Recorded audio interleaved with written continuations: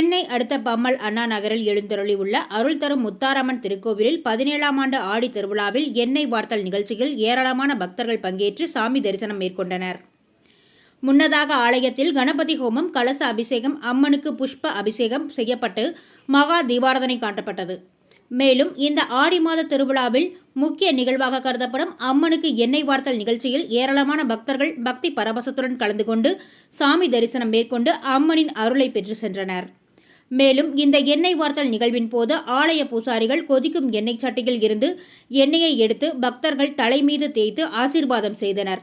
மேலும் இந்த ஆடி திருவிழாவின் போது முருகன் சாமியார் ஆலயத்தின் முக்கிய நிர்வாகிகள் உள்ளிட்ட ஏராளமானோர் கலந்து கொண்டனர். இறுதியாக தாமரைக்குளம் மணிகண்டன் நையாண்டி மேளம் பக்தி பரவசத்துடன் நடைபெற்றது.